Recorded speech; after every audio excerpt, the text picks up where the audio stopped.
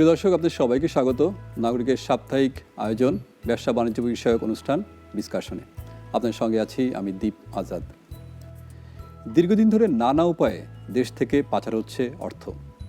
এসব অর্থ পাচারের সাথে জড়িত অনেকেই। দেখা যাচ্ছে যে এক শ্রেণীর মানুষ দেশের সম্পদ আয় করে বিদেশে বিভিন্ন উপায়ে পাচার করছেন।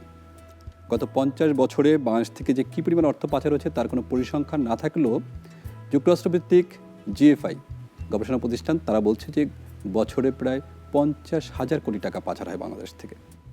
এসব বিষয়ে কথা বলতে আজ আমাদের সঙ্গে যোগ দিয়েছেন ঢাকায় বিশ্বব্যাংকের সাবেক প্রধান অর্থনীতিবিদ ডক্টর জাহিদ হোসেন। ডক্টর জাহিদ হোসেন, আপনাকে অসংখ্য ধন্যবাদ। নাগরিক পরিবারের পক্ষ থেকে কৃতজ্ঞতা আমাদের সাথে সময় দেওয়ার জন্য। আপনাকেও ধন্যবাদ, নাগরিক টেলিভিশনকেও ধন্যবাদ। আপনি দীর্ঘদিন বিশ্বব্যাংকের ঢাকায় কাজ করেছেন এবং বাংলাদেশের অর্থনীতি নিয়ে আপনার আসলে অনেক অভিজ্ঞতা। সেই আলোকে একটু জানতে চাচ্ছি যে টাকা পাচারের বিষয়টি, যেটি বাংলাদেশের অর্থনীতির জন্য একটা বড় মাথা ব্যথার বিষয় হয়ে দাঁড়িয়েছে, সেটি আসলে আমরা কি বলবো একটি বড় ধরনের অবস্থা কি দাঁড়িয়েছে? এটি আসলেই কি এখনই বন্ধ করার কোনো রাস্তা উপায় আমরা শুরু করেছি, নাকি এই ধরনের পাচার হওয়া, যেমন চীন, রাশিয়া বা অন্যান্য দেশ থেকে যে পরিমাণ অর্থ পাচার হয় সেটির মতো আমাদেরটা এত বড় নয় বিষয়টি, এমন কি? শুরুতেই তো বলেছেন যে এই নিয়ে তথ্যের যথেষ্ট ঘাটতি আছে। তবে বিভিন্ন সূত্র থেকে আমরা যে সমস্ত গল্প শুনতে পাই, সেখানে সবচেয়ে নির্ভরযোগ্য সূত্র হচ্ছে যে রিপোর্টটির কথা, গ্লোবাল ফাইন্যান্সিয়াল ইন্টিগ্রিটি রিপোর্টের কথা আপনি শুরুতেই বলেছেন। তাদের সর্বশেষ রিপোর্টে অবশ্য বাংলাদেশের ইদানিংকালের ডেটা ছিল না, 2015 সালের পরে কোনো ডেটা তারা দিতে পারেনি বাংলাদেশ নিয়ে। তারপরেও বিভিন্ন ধরনের কেস স্টাডিজ তো আমরা দেখতে পাই পত্রপত্রিকায়, বিভিন্ন সূত্র থেকে। সেগুলো দেখে মনে হয় যে একটা বড় অঙ্ক বাংলাদেশ থেকে প্রতি বছরই পাচার হচ্ছে। এতে কোনো, আমার মনে হয়, বিতর্কের সুযোগ নাই। প্রশ্নটা হলো এটা কারা করছে, কেন করছে, কিভাবে করছে। আমরা তো অর্থ পাচার রোধের জন্য অনেক প্রাতিষ্ঠানিক সক্ষমতা গত 10 বছর ধরে গড়ে তুলেছি, অন্তত চেষ্টা করেছি। এক্ষেত্রে কি একটা বিষয় হচ্ছে যে আমাদের তো আপনার আইন আছে, আপনার মানি লন্ডারিং আইন আছে, সেই আইনের কি আসলে আইন কি কোনো কাজ করছে না এই অর্থ পাচার রোধে? কিছু ক্ষেত্রে ধরেন হয়তো কাজ করছে, কিন্তু সেটা অবশ্য ডাইভার্সন হয়ে যাচ্ছে। যেমন ধরেন এই ইদানিংকালে আমরা সুইস ব্যাংকের তথ্যটা দেখতে পেলাম, গতকাল পত্রিকায় এসছে। তো সেখানে অঙ্কটা যদি আপনি দেখেন, মোট ডিপোজিট বাংলাদেশিদের 5,500 কোটি টাকা। এটা তো একটা পুঞ্জীভূত জমা, কিন্তু আমরা বাৎসরিক যে হিসাবটা জানি বিভিন্ন সূত্র থেকে, সেটা এই 5,500 কোটি টাকার কয়েক গুণ বেশি প্রতি বছরই দেশ থেকে বাইরে চলে যাচ্ছে। কিন্তু সুইস ব্যাংক তো একটা বড় আকর্ষণীয় জায়গা ছিল পাচারকৃত অর্থ একটা নিরাপদ জায়গায় রাখার জন্য। কিন্তু 9/11-র পর থেকে এই যে সন্ত্রাস বিরোধী যে সমস্ত কার্যক্রম আন্তর্জাতিক পর্যায়ে নেওয়া হয়েছে, তার অংশ হিসাবে অ্যান্টি মানি লন্ডারিং এবং কম্ব্যাটিং ফাইন্যান্সিং অফ টেররিজম, এইটাকে আরো প্রয়োগ করা হচ্ছে, এবং এটা বেশি প্রয়োগ করা হয়েছে ব্যাংকিং ট্রানজাকশন গুলোর উপর। মানে সেখানে নজরদারিটা বাড়ানো হয়েছে। আপনারা জানেন যে বাংলাদেশ এটার সাথে 2013 সালে সংযুক্ত হয়েছিল। তার আগে আমরা UN charter of anti corruption এটার সিগনেচারি হয়েছিলাম, এবং এই 2013-তে আমাদের এএমএল আইনটাকে সংশোধন করা হয়েছিল, এবং সেখানে ইভেন এই যে কর ফাঁকি দেয়া, এটাও একটা ব্ল্যাক মানি হিসাবে স্বীকৃতি দেওয়া হয়েছিল, যার ফলে বাংলাদেশ অর্থ পাচারের যে ঝুঁকিপূর্ণ কান্ট্রির যে তালিকা ছিল সেখান থেকে বেরিয়ে আসতে পেরেছে। এবারে যে সংখ্যাটি আসছে সেটা হচ্ছে 150 কোটি টাকা কম আপনার। জি, কিন্তু সেটা থেকে আমি যেটা বলতে চাচ্ছি যে সেটা থেকে আপনি এটা কনক্লুড করতে পারেন না যে আমাদের অর্থ পাচার কমে গেছে।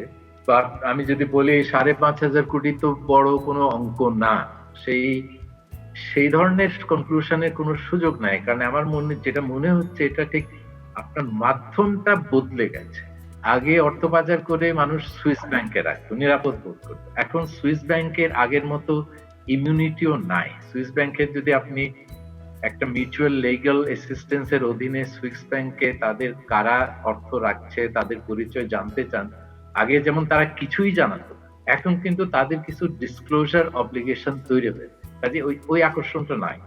সেজন্য ভিন্ন পথে এখন অর্থ পাচার হচ্ছে। তো এই অল্টারনেটিভ মাধ্যমগুলি তৈরি হয়েছে এবং এটা একটা বড় অবদান রেখেছে। ধরেন এই কিছু দেশ, মালয়েশিয়া যেমন, সিঙ্গাপুর, কানাডা, ফ্লোরিডা, থাইল্যান্ড, এদের আবার কিছু প্রণোদনা কর্মসূচি দিয়েছে যে আপনি সেই দেশে যদি একটা অঙ্ক উপরে বিনিয়োগ করেন, একটা সুনির্দিষ্ট অঙ্ক, সেটা $5 মিলিয়ন হতে পারে বা $50 মিলিয়ন হতে পারে, ওই ধরনের বিনিয়োগ যদি আপনি করেন তাহলে সেখানকার রেসিডেন্সি আপনি পাবেন এবং ইভেনচুয়ালি এটা আপনার সিটিজেনশিপও পেতে পারেন বিনিয়োগের ফলে। তো আমরা কি দেখতে পাচ্ছি, কানাডায় বেগম পাড়া গড়ে উঠেছে, আবাসন খাতে বাংলাদেশিরা বিনিয়োগ করছে, থাইল্যান্ডে হোটেলে বিনিয়োগ হচ্ছে, ক্যাসিনোতে বিনিয়োগ হচ্ছে, বারে বিনিয়োগ হচ্ছে, সিঙ্গাপুরে শপিং মলে বিনিয়োগ হচ্ছে। এই আবাসন খাত এবং বিভিন্ন ইভেন আফ্রিকায় কৃষি খাতে বিনিয়োগ হচ্ছে। আমাদের দেশ থেকে তো বাইরে এফডিআই যাওয়ার ওপেন কোনো সিস্টেম নাই। আপনি যদি বাইরে বিনিয়োগ করতে চান বাংলাদেশ ব্যাংক থেকে অনুমতি নিয়ে করতে হবে। কাজে এইসব বিনিয়োগ ওখানে যাচ্ছে কিভাবে, এগুলো তার বৈধ পথে যাচ্ছে না, আর এখানে তার সুইস ব্যাংকের প্রয়োজন হচ্ছে না। একটি তথ্য আছে এরকম যে চলতি বছরের মার্চে গ্লোবাল ফাইন্যান্সিয়াল ইন্টিগ্রিটি জিএফআই যে প্রতিবেদন দিয়েছে তাতে বলা হচ্ছে যে 2008 থেকে 7 বছরে মানে আপনার 2015 পর্যন্ত আন্তর্জাতিক বাণিজ্যের ফাঁকে বাংলাদেশ থেকে পাচার হয়েছে 4.5 লাখ কোটি টাকা, যা গড়ে বছরে 64,000 কোটি টাকা। সেক্ষেত্রে আপনি আসলে মনে হয় সঠিকই বলেছেন, এই তো পরিসংখ্যান তাই বলছে যে এখন যারা অর্থ পাচার করেন, যারা বিদেশে অর্থ নিয়ে যান, তারা সুইস ব্যাংককে আর নিরাপদ মনে করছেন না, তারা অন্য অন্য বিভিন্ন উপায়ে আসলে টাকা নিয়ে যাচ্ছেন। আমাদের আইন ছাড়া কি অন্য কোনো পথ আছে এটি বন্ধ করার? এখন আপনার গোড়ায় তো হাত দিতে হবে যে অর্থ পাচার যারা করছেন তারা সেই অর্থটা কিভাবে জোগাড় করছে, মানে আয়টা কিভাবে হচ্ছে। সেখানে অর্থ পাচারের একটা তো বড় কারণ হলো আপনি যদি অবৈধ পথে উপার্জন করে থাকেন, সেটা অবৈধ পথ তো বিভিন্ন রকমের আছে। একটা কমন পথ আমরা যেটা জানি বাংলাদেশে, যে সেটা ঘুষ। তা আপনি যদি এই ঘুষ নিয়ে অনেক অর্থ অর্জন করে থাকেন, সেটা দেশে রাখা নিরাপদ বোধ করেন না সাধারণত। তার কারণ হচ্ছে আপনি যে ঘুষের যে আপনার তো একটা ইকোসিস্টেম আছে, যে আপনি ঘুষ নেবেন সেটা তো আপনি একা তো এটা নিতে পারেন, এটার সাথে তো একটা নেটওয়ার্ক থাকে। ওই নেটওয়ার্কের মধ্যে যদি কোনো রকম ক্র্যাক ডেভেলপ করে, মানে আপনার যে কানেক্টিভিটি গুলি আছে সেখানে যদি কোনো রকম চির ধরে, তখন তো আপনি আর নিরাপদ থাকছেন।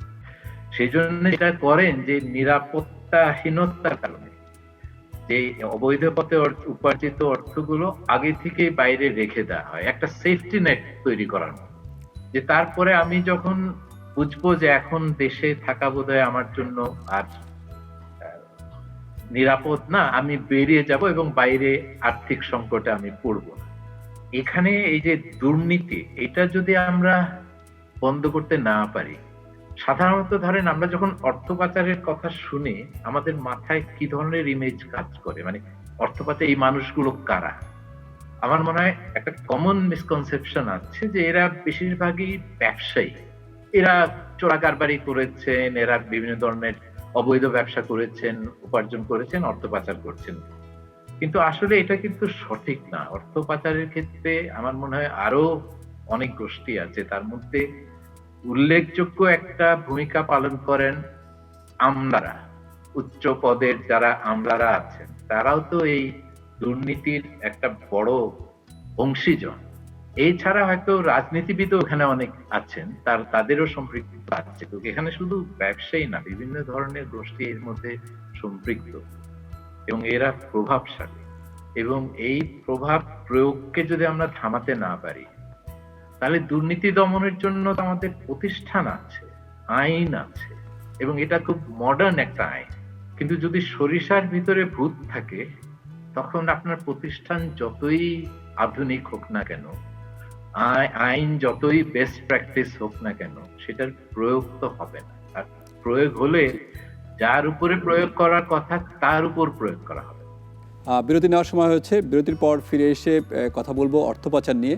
আমাদের সঙ্গে আছেন ঢাকায় বিশ্বব্যাংকের সাবেক প্রধান অর্থনীতিবিদ ডক্টর জাহিদ হাসান।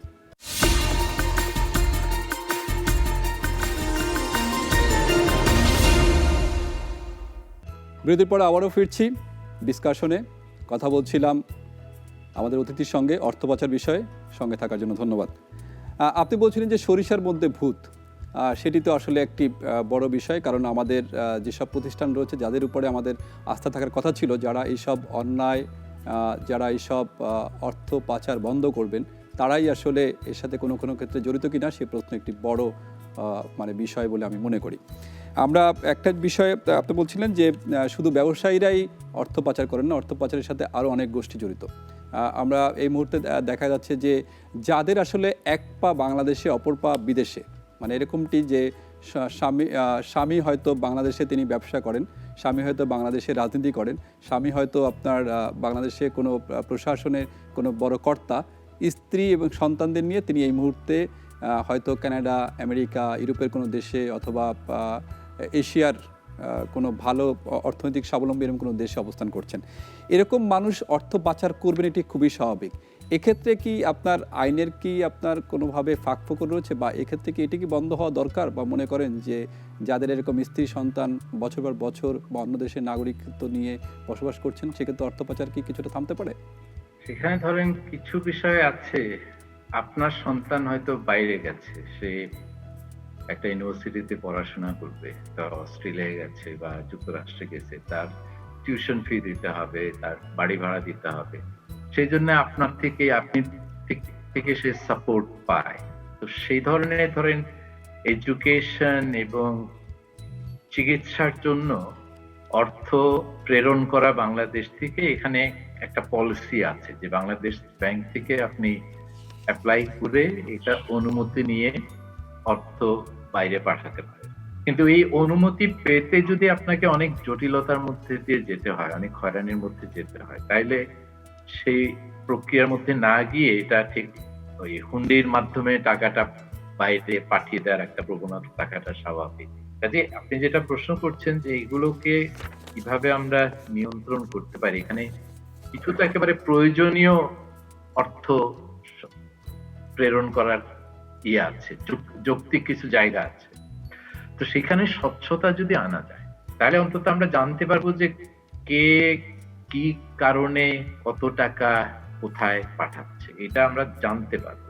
আর ধরেন ইভেন এই বিদেশি বিনিয়োগের ক্ষেত্রে কিছু আমাদের ধরেন এখন তেলের দাম খুব কম, কিন্তু আমাদের তেলের স্টোরেজ ক্যাপাসিটি নাই। কিন্তু আমরা যদি এই দাম কমানোর সুযোগটা নিতে চাই, তাহলে হয়তো বাইরে কোথাও স্টোরেজ যদি আমরা ভাড়া করতে পারি, যে একটা সমুদ্রে একটা কন্টেইনারে আমরা সস্তায় তেল কিনে ওটা ওখানে রেখে দিলাম, তো সেখানে তো আপনার বিদেশে কিছু বিনিয়োগের প্রয়োজন হয়। কিন্তু এগুলি করার প্রক্রিয়াটা যদি স্বচ্ছ থাকে এবং এটা যদি সহজ থাকে, তাহলে কিন্তু এই ধরনের টাকাগুলো আর অবৈধ পথে যাবে না। আর দ্বিতীয় হলো যে আমাদের দেশে বিনিয়োগের যে পরিবেশ, সেইটা যদি ব্যবসা বান্ধব হয়, তাহলে বৈধ পথে অর্জিত টাকা যেটা বাইরে চলে যায় বিনিয়োগ পরিবেশের দুর্বলতার কারণে, বন্ধ করতে পারবো।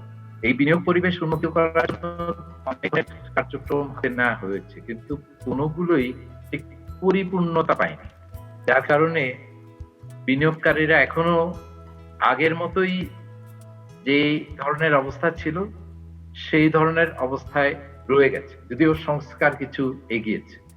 এইসব জায়গায় যদি আমরা কিছু উন্নতি করতে পারি, তাহলে হয়তো যেগুলো অ্যাভয়েডেবল অর্থ পাচার, সেগুলো আমরা অ্যাভয়েড করতে পারি।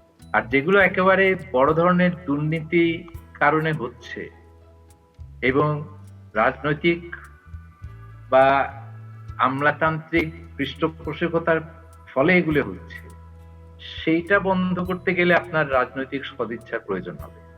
একটি হচ্ছে যে বাংলাদেশ যদি আয় করার একটা এত ভালো উর্বর জমি হয়, সেক্ষেত্রে তাহলে এইরকম অর্থ তো দেশে বিনিয়োগ তাহলে হয় না কেন? সেটা তো বিনিয়োগ পরিবেশের দুর্বলতার কারণে। আমাদের কি আপনি ধরেন আস্থাহীনতাটা কি অনেক বেশি, যে এইখানে অর্থ নিরাপদ নয়, এই ঘুষের বা অবৈধ অর্থ বা বৈধ অর্থ কোনো অর্থই কি এখানে নিরাপদ নয়, এমনটা মনে করেন তারা? হ্যাঁ, আমার ঘুষের বা অবৈধ পথে অর্জিত অর্থ, এইটা কেউই সে যেখানে থাকে বা যেখান থেকে অর্থটা আয় করেছে সেখানে রাখতে চাইবে না। কারণ আপনি যদি এটা বিদেশে রাখেন, ইভেন পরে যদি আপনি ধরাও পড়েন, একটা জবাবদিহিতা আনার জন্য আপনার বিদেশি যে দেশে ধরা পড়েছেন তাদের সাথে একটা আইনি ব্যবস্থা থাকতে হবে, একটা মিউচুয়াল লিগ্যাল অ্যাসিস্ট্যান্স ফ্রেমওয়ার্কের মধ্যে থাকতে হবে। তারপর তাদের দেশে সেই আইনটা প্রয়োগের ব্যবস্থা করতে হবে। যে পাচারকৃত যে অর্থ, এটি ফেরত আনার ব্যাপারে কি আপনার চোখে কখনো কোনো দৃশ্যমান উদ্যোগ কি আপনার চোখে পড়েছে? একটা কেস আমাদের আছে যেখানে অর্থ ফেরত এসেছিল, সেটা তো আপনারা জানেন যে কোকোর ব্যাপারে যেটা, সেইটার টাকাটা ফেরত এসেছিল। এছাড়া সাফল্য তো দেখা যায়নি। আমরা উদ্বেগের কথা শুনতে পেয়েছি, দুর্নীতি দমন কমিশন বলেছে যে আমরা এই ব্যাপারে কাজ করব, ফাইন্যান্সিয়াল ইন্টেলিজেন্স ইউনিট বলেছে বাংলাদেশ ব্যাংকে, আমরা মনিটর করছি, আমরা মিউচুয়াল লিগ্যাল অ্যাসিস্ট্যান্স বিভিন্ন দেশের সাথে করার চেষ্টা। সবচেয়ে বড় যে ঘটনাটা ঘটেছিল, অর্থ পাচার না অবশ্য সরাসরি, কিন্তু জালিয়াতির ঘটনা যেটা বাংলাদেশ ব্যাংকের রিজার্ভ নিয়ে ঘটেছিল, সেখানেও তো আমাদের প্রচুর টাকা চলে গেছে। সেটা ফেরত আনার ব্যাপারেও তো কার্যকর কোনো উদ্যোগ তো এখনো আমরা দেখতে পাইনি। তাহলে কি অর্থ পাচারকে কি আসলে আমরা পরোক্ষভাবে কি উৎসাহিত করছি না, যে তুমি টাকা পাচার করো, এই টাকা ফেরত আসার কোনো সম্ভাবনা নেই, ফেরত আনার কোনো চেষ্টাও হবে না? শুধু পরোক্ষভাবে উৎসাহিত করছি না, আমরা সরাসরি ভাবে উৎসাহিত করছি। আমি একটা সিম্পল উদাহরণ দিই, আমাদের পলিসির মধ্যেও তো অনেক কন্ট্রাডিকশন আছে। এইবারের বাজেটটাই আপনি দেখেন, এবারে বাজেটে আমরা একদিকে বললাম যে অর্থ পাচার হয় ট্রেড মিসপ্রাইসিং এর মাধ্যমে, আপনার যদি ওভার ইনভয়েসিং আন্ডার ইনভয়েসিং যদি ধরা পড়ে, ইনকাম ট্যাক্স আইনের অধীনে আপনাকে 50% জরিমানা করা হয়। ঠিক আছে, এটা অর্থ পাচার রোধের জন্য একটা পদক্ষেপ আমরা দিলাম। ঠিক একই বাজেটে অন্যদিকে আমরা বললাম যে আপনি কোনো প্রশ্ন ছাড়া আগামী জুন 30-এর মধ্যে যদি অপ্রদর্শিত টাকা প্রদর্শন করেন এবং 10% ট্যাক্স দিয়ে, যেটা একেবারে যে গার্মেন্ট যে সুবিধাটা পায় তার চেয়েও কম, মানে গার্মেন্টের তো আয়করের হার সবচেয়ে কম এবং গ্রিন গার্মেন্টে মিনিমাম হচ্ছে 10%। সেই গ্রিন গার্মেন্টকে আমরা যে সুযোগটা দিচ্ছি, অবৈধ অর্থ যাদের কাছে আছে তাদেরকেও একই সুবিধা দিচ্ছি। দুটা মেসেজ একই সাথে গেল। একদিকে আপনি বললেন যে হ্যাঁ, অর্থ পাচার করলে আপনি বিশেষ সুবিধা পাবেন, আবার অন্যদিকে বলছেন যে অর্থ পাচার রোধের জন্য আমি আপনাকে 50% জরিমানা করব যদি আমি মিসপ্রাইসিংটা ধরতে পারি। যদি আপনি জানেন যে এই সুবিধাটা প্রতি বছরই থাকবে, কাজে ধরা পড়ার ঝুঁকি যদি না বেড়ে যায়, আপনার তো প্রদর্শন করার কোনো কারণ নেই। আর ঝুঁকি বাড়লে সাথে সাথেই প্রদর্শন করবে, এটাতে একটা ইন্স্যুরেন্সের মতো হয়ে গেল। আপনাকে কোনো প্রিমিয়াম দিতে হচ্ছে না, কিন্তু আপনি একটা নিরাপদ জায়গায় আছেন যে যতদিন আমি ফাঁকি দিতে পারি ফাঁকি দিয়ে যাব, ফাঁকি ধরা পড়ার ঝুঁকি আসলেই প্রদর্শন করে ফেলবো এবং খুবই একটা বড় ধরনের সুবিধা পাবো, 25% ট্যাক্স না দিয়ে 10% ট্যাক্স। এর চেয়ে বড় উৎসাহ অবৈধ অর্থ বা আপনার অর্থ প্রদর্শন না করা, এর চেয়ে বড় উৎসাহ আর কি বা হতে পারে? এখন আপনি যতই থ্রেট করেন যে হ্যাঁ, আন্ডার ইনভয়েসিং ওভার ইনভয়েসিং হলে ধরলে আপনাকে 50% জরিমানা দিতে হবে, আপনি তো এটাও জানেন যে এটাকে কিভাবে ম্যানেজ করতে হবে।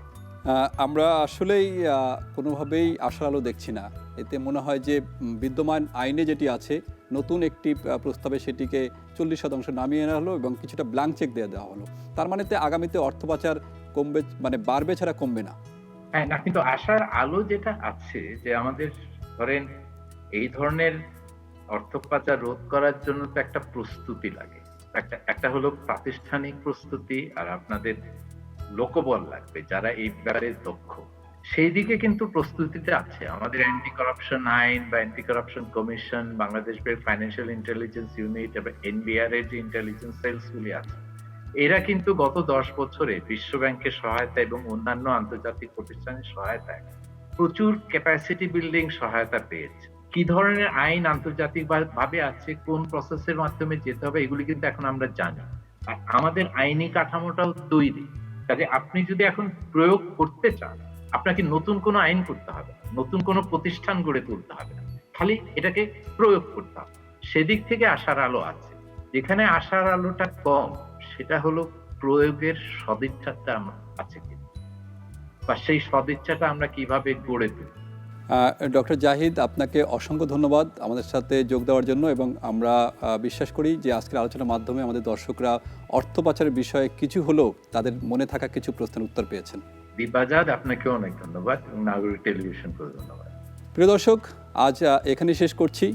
যে দেশ থেকে বছরে প্রায় 50,000 কোটি টাকা অর্থ পাচার হয়ে যায় নানান গন্তব্যে, বিশেষ করে সুইস ব্যাংকে অর্থ রাখার পরিমাণ কমছে, তার মানে হচ্ছে পাচারকারীরা নতুন নতুন গন্তব্য খুঁজে বের করেছেন, যেখানে এই দেশ থেকে, তার প্রিয় জন্মভূমি থেকে প্রতি বছরে পাচার করে নিয়ে যাচ্ছেন 50,000 কোটি টাকা করে। যা হোক, আমাদের বিশ্বাস যে অর্থ পাচার রোধে কোনো না কোনো দৃশ্যমান উদ্যোগ আমরা চোখে দেখতে পাবো এবং পাচারকৃত অর্থ দেশে ফিরে আসবে, এই প্রত্যাশা রেখে আজকের অনুষ্ঠান এখানেই শেষ করছি।